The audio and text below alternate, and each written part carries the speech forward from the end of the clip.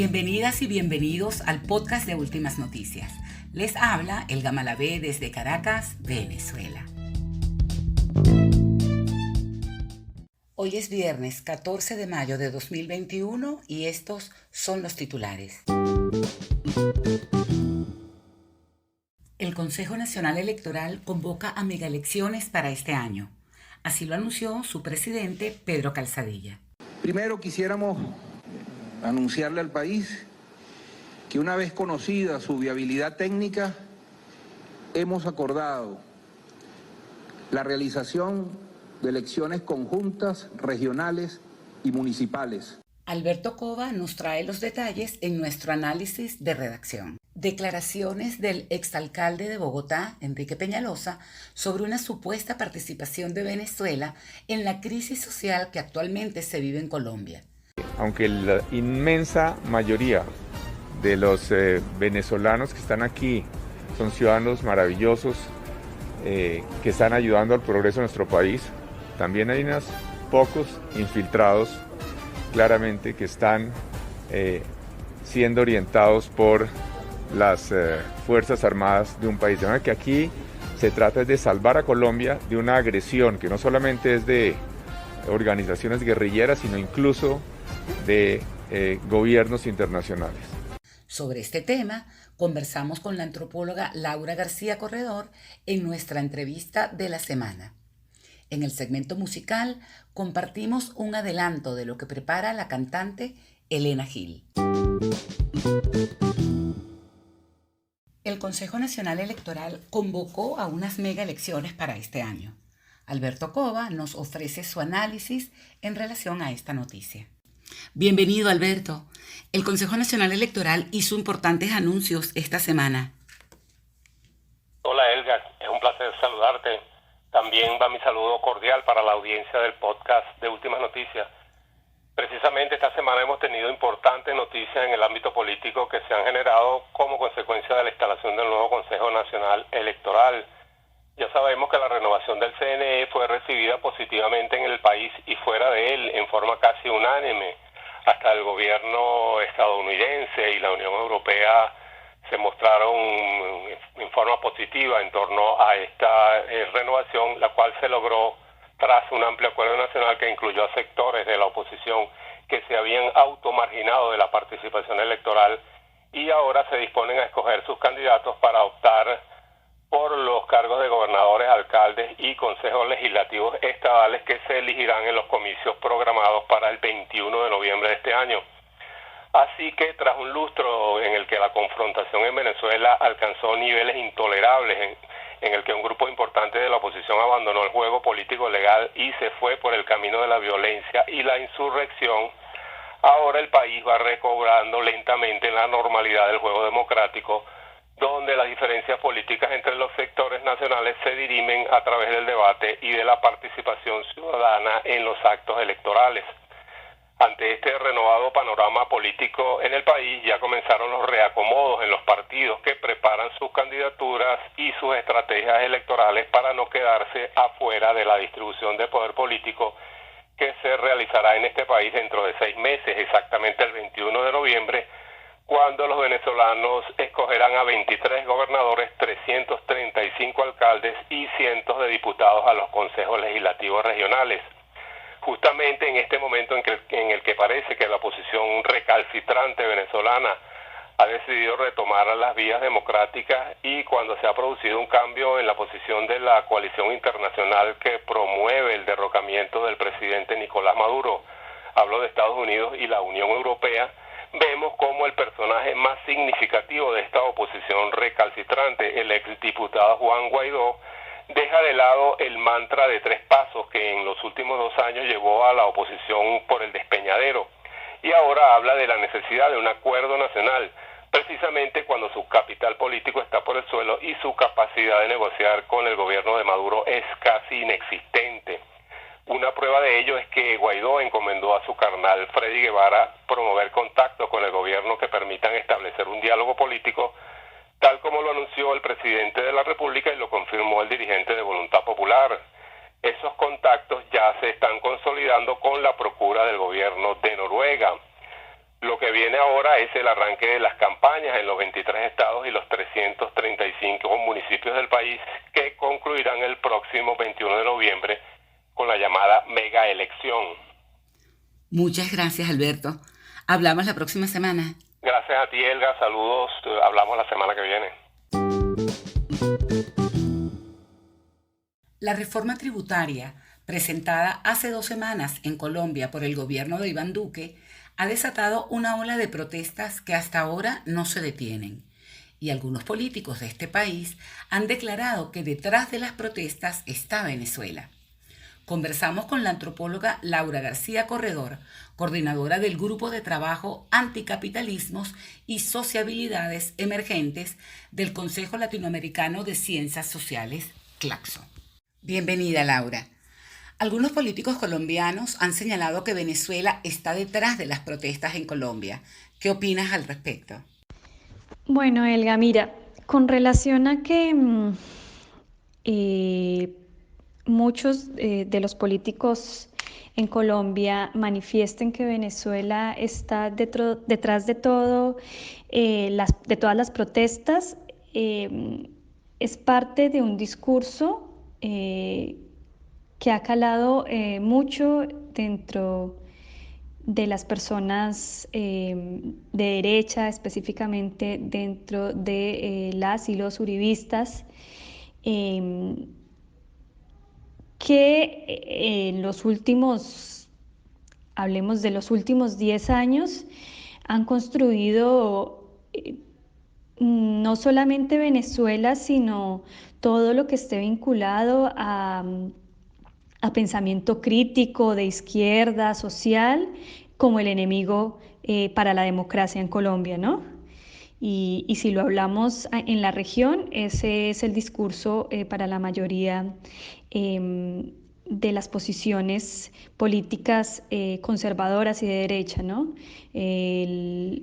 El enemigo es Venezuela, o más bien el enemigo es convertirse en Venezuela, el enemigo es el castrochavismo, el enemigo o el miedo está alimentado por este tipo de discursos que en el fondo son vacíos, ¿sí? Porque realmente detrás de todo el levantamiento y la movilización social están más de 50 años de conflicto interno, de políticas económicas desde una perspectiva neoliberal en donde se han dedicado a privatizar la salud, la educación, y en donde la reforma tributaria fue prácticamente el último elemento que hizo boom en las personas, y que el discurso sobre la influencia de Venezuela es una retórica que básicamente ya se queda sin ningún tipo de argumento, porque lo que quieren es invisibilizar todo el contexto que hay detrás de las marchas. ¿Cuáles son las causas de este estallido social? Sí, como te decía, el estallido social, más allá de la reforma, es que en Colombia durante los últimos años el cercenamiento de los principios democráticos y del Estado social de derecho ha sido un punto donde está condensada toda esa rabia, ¿no? En los últimos años, desde que asume el gobierno de Duque el poder, las ejecuciones extrajudiciales, el incumplimiento del proceso de paz por parte del gobierno y las distintas reformas que iba pasando, en donde se veían muy beneficiados las personas con grandes capacidades económicas en Colombia, las élites, ¿sí? Y se ha organizado también a partir de la consecuencia de las violencias sistemáticas que ha habido durante más de 50 años hacia los derechos humanos, ¿no? un pensamiento que recordemos es colonial, ¿sí? Un pensamiento que en Colombia ha sido muy fuerte marcado por la línea conservadora, ¿sí? Y que hacia la década del 2000, cuando sube Uribe al poder, sube con base en un enemigo que es el enemigo de las FARC. ¿Y qué pasa? Que luego del proceso ese enemigo se le acaba, por tanto hay que construir otro enemigo. Y ese otro enemigo en un momento fue el castrochavismo, fue el convertirse como Venezuela, fue cualquier tipo de pensamiento crítico de izquierda, y ahora eso en la población civil, que se visibilice ese tipo de pensamientos, es decir, un pensamiento crítico, un pensamiento alternativo al de la derecha, ¿sí? Y al del conservadurismo, es lo que actualmente genera un miedo o más bien genera una vía de cambio a ese status quo que se había mantenido en Colombia, y en parte también ese es el nuevo enemigo que quiere construir el gobierno, ¿no? Laura, ¿crees que se pueda lograr un acuerdo con el gobierno del presidente Iván Duque? Creo que a partir de lo que ha pasado es difícil creer que sea un diálogo que de verdad busque una transformación. Puede ser un diálogo, pero no sé hasta qué punto realmente se quiera generar un cambio, ¿no? Desde esta misma perspectiva que a veces se plantea, de que las personas que están movilizándose no tienen un punto, un eje en común, creo que hace ver como si fueran simplemente líderes políticos los que estuvieran detrás de esas movilizaciones. Entonces, por ejemplo, se dice que es que no, la gente está apoyando a Petro, o se dice que es que están apoyando a X o Y persona, y no, o sea, realmente lo que pasa es que hay un descontento por esa política tradicional, ¿sí? Que más allá si uno u otro político lo apoya, ¿sí? Creo que la verdadera transformación está en escuchar las organizaciones, y no solamente escucharlas, sino de verdad generar un proceso de transformación de las políticas que se han querido, que se han instalado y que se quieren seguir manteniendo en Colombia, ¿no? Hay una cuestión de un modelo de sistema no solamente neoliberal, sino capitalista, que creo que muchos nos hemos dado cuenta que ya no está, ya no da más, ¿sí? O más bien, yo creo que el mundo ya no le da más a ese sistema, ¿sí? Otra cosa que creo que no es, digamos que no es coherente con este diálogo, es que se sigan militarizando las protestas y manteniendo las violaciones de derechos humanos, cuando la legitimidad de la democracia precisamente la da en poder manifestarse, ¿sí? Pero lo que hemos visto es que la respuesta a las movilizaciones es sumar policías, sumar al ESMAD y generar enfrentamientos. Podemos tener muertos, desaparecidos, violaciones de derechos humanos, y prácticamente el gobierno no asume ninguna responsabilidad, ¿sí? Finalmente, ¿cuál es la mejor manera de apoyar a los colombianos en este momento? Para mí, como colombiana en el exterior, he encontrado mucha solidaridad, mucha, por parte de las personas.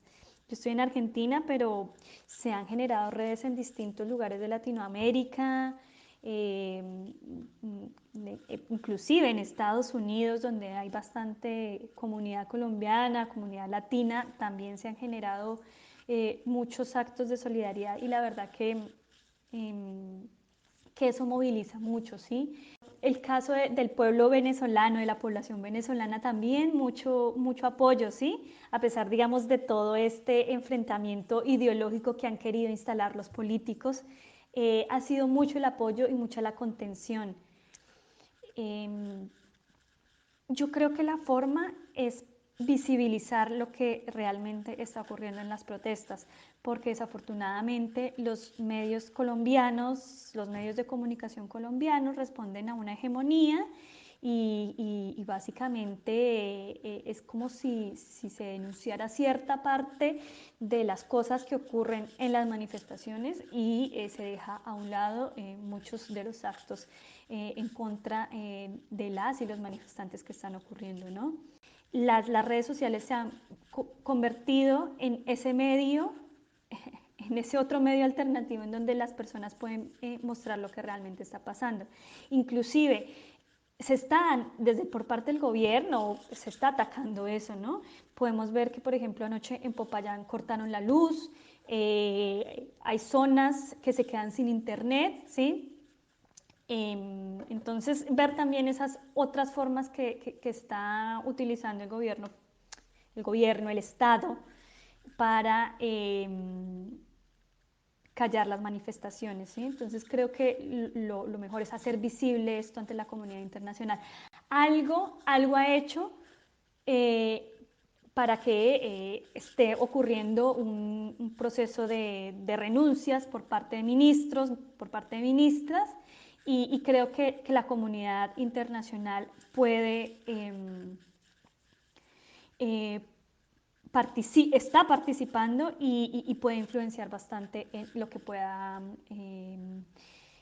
pasar y lo que no pueda pasar en los momentos actuales de las movilizaciones, las protestas y la reorganización, no sé si la reorganización o por lo menos el buscar otro modelo de vida, ¿sí? Otra esperanza de vida para nosotras, nosotres. Muchas gracias, Laura, por tu tiempo. Ustedes y nosotros seguimos en nuestro segmento musical.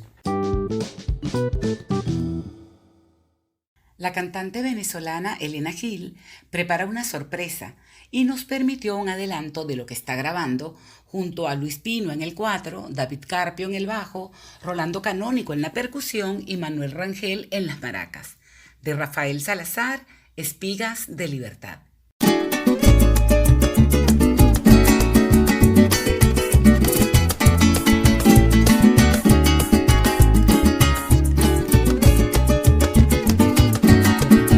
Dulce remanso, arenita de rocío, sol mañanero, espigas de la ilusión.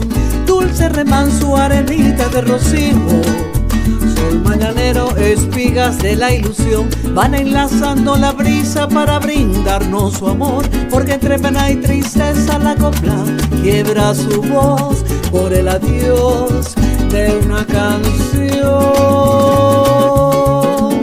En el potrero del día se guardan dichas y cantos, cavila mi pensamiento buscando la libertad. Sabana de campo abierto, corazón de mil quebrantos, en tu paisaje una flor renacerá. Mojahueyes en tierras de soledad, horizonte de mi pueblo, sobre un potro cantarás. Las penas y la amargura se ahondan en tierra sola, las heridas de sus cercas velaron la inmensidad.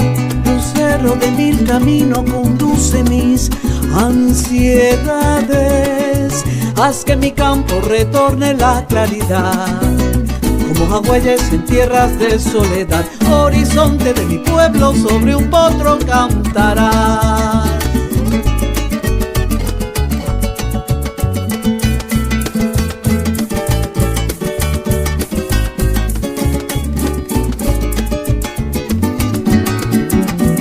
Remanso, arenitas de rocío, sol mañanero, espigas de la ilusión. Dulce remanso, arenitas de rocío, sol mañanero, espigas de la ilusión. Vaya enlazando la brisa para brindarnos su amor, porque entre pena y tristeza la copla quiebra su voz por el adiós de una canción. En el potrero del día se guardan dichas y cantos. Cavila mi pensamiento buscando la libertad. Sabana de campo abierto, corazón de mil quebrantos. En tu paisaje una flor renacerá. Como jagüeyes en tierras de soledad, horizonte de mi pueblo, sobre un potro cantarás. Las penas y la amargura se ahondan en tierra sola. Las heridas de sus cercas velaron la inmensidad. Lucero de mil caminos conduce mis ansiedades. Haz que mi campo retorne la claridad. Como jagüeyes en tierras de soledad, horizonte de mi pueblo, sobre un potro cantarás.